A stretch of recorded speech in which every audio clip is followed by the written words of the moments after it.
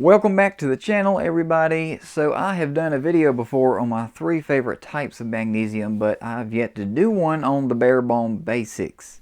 So today I'm going to tell you the benefits, good sources to get magnesium from, and what could cause a deficiency in the first place.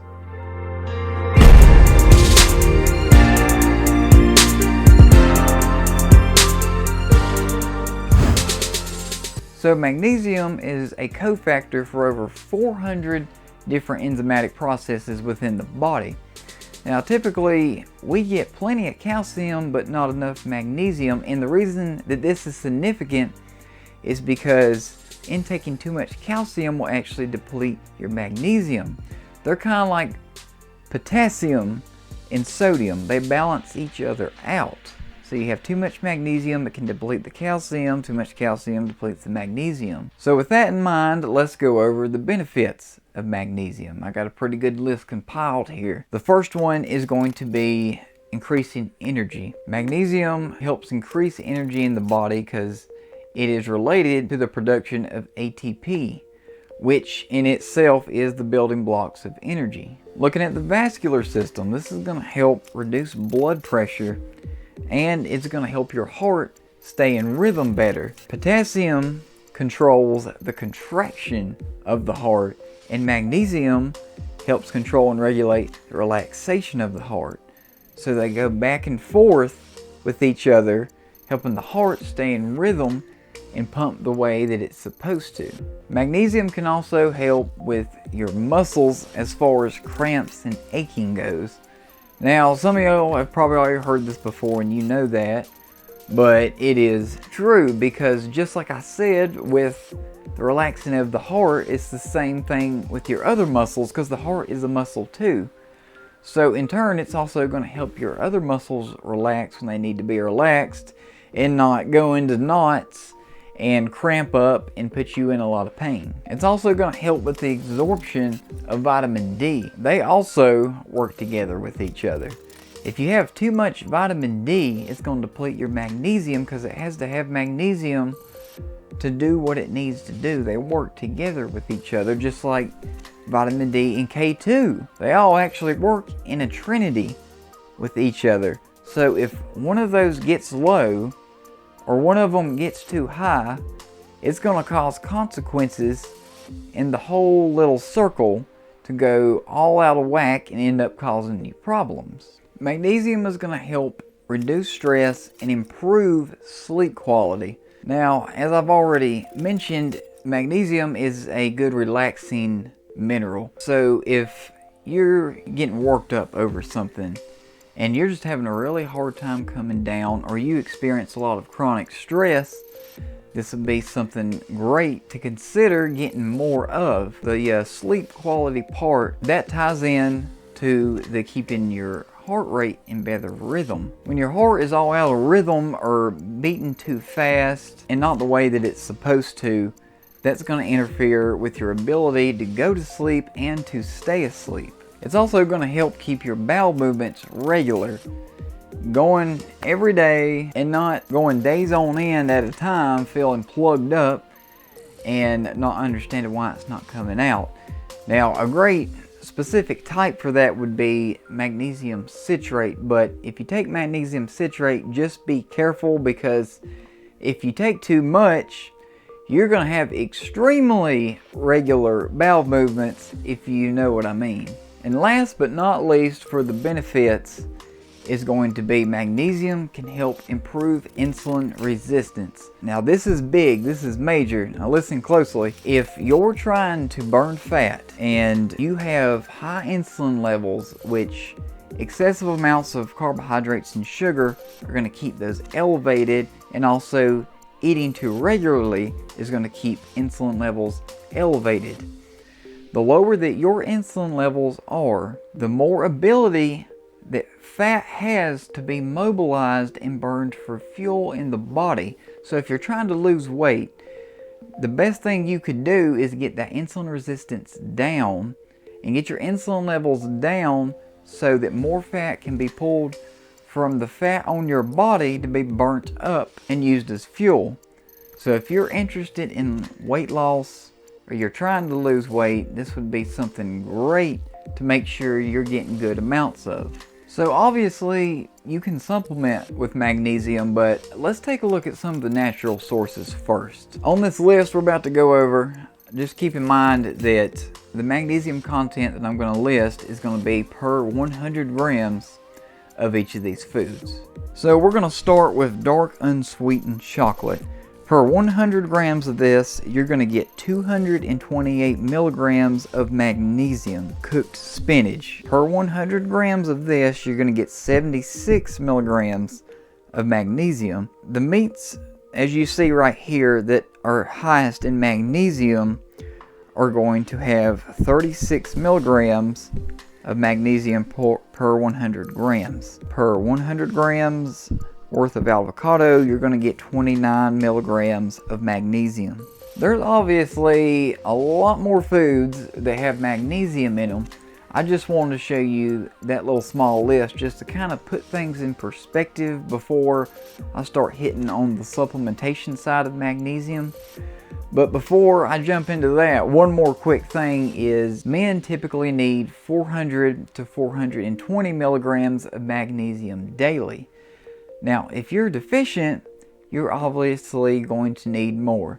Now, I'm no doctor or physician or anything, but just in my personal opinion, I would say you'd probably need anywhere from 100 to 200 milligrams more daily. With women, it's just a little bit different. You would usually calculate that about 100 milligrams below men, so you'd be looking at 300 to 320. So I'm not going to go in too deep detail about magnesium supplementation because there's a lot of different forms and they all serve a different purpose, and I'm going to eventually do a video in the future about all the different forms. But just for right now, just know that if you decide to supplement with magnesium, what you want to look for first off and foremost would be magnesium glycinate. And the reason for that is magnesium glycinate is the most absorbable form of magnesium. It's actually considered a therapeutic form of magnesium, so that would be great to use to treat if you have a magnesium deficiency or you just want something that you know you're going to get up to 99% of absorbed into your body. Now, personally, for sleep, I have two with me here, and I take this one called MagEnhance. This is a great one for sleep if it will focus, but this is a great one for sleep because it has 3 different types of magnesium in it. It has magnesium glycinate and magnesium threonate and magnesium taurate, and I probably just butchered that last word. But magnesium glycinate, like I said, is most absorbable. Threonate helps specifically with your brain being able to calm down and actually also think clear. So it's not just for sleep, but it really helps the brain calm down because threonate is able to penetrate the blood-brain barrier and get into your brain. Other forms of magnesium, even glycinate, has a hard time actually getting into your brain. Now, just as a baseline one, what I would put right below magnesium glycinate, and this is the one that I take daily, but magnesium malate, and I prefer the brand Doublewood. This is a great one too. You get a good amount for the serving size. You get 1500 milligrams, and that provides 225 milligrams of elemental magnesium. So you'd probably only need 1 dose of this a day in combination with foods that also contain a good amount of magnesium, and you'll be hitting your daily amounts. On we go to the causes of magnesium deficiency. What can actually cause this to happen? One thing that can cause magnesium deficiency is not hitting that like button if you're getting some great information out of this video, but also excess calcium like I talked about in the beginning. So if you missed that part, if you're intaking too much calcium from either a calcium supplement, which I highly recommend no one to be taking, or you're getting a ton of it from your diet, that's going to deplete your magnesium because they work together and against each other at the same time. Too much calcium depletes magnesium, but also too much magnesium can deplete calcium. Also, sugar refined flour and grains can also deplete magnesium, and actually very quickly.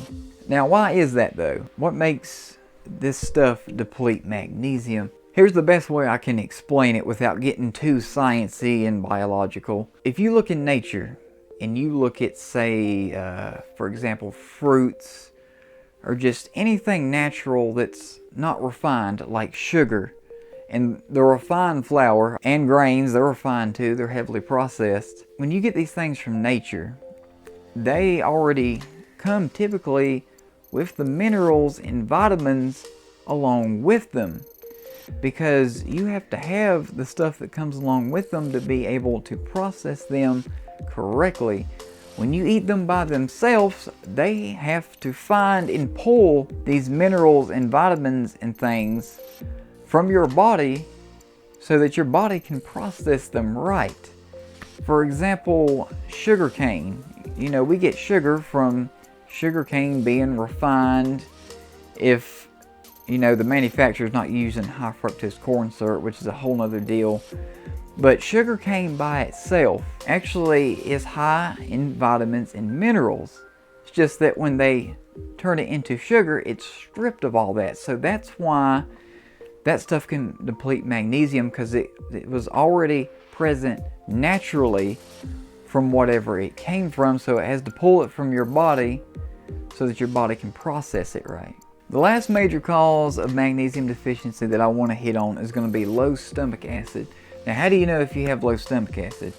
Well, if you have gas, bloating, indigestion, GERD, acid reflux, heartburn, you've got low stomach acid. There's a valve at the top of your stomach, okay? And it stays closed if your stomach acid is acidic enough, because it's sensitive to the pH of your stomach acid.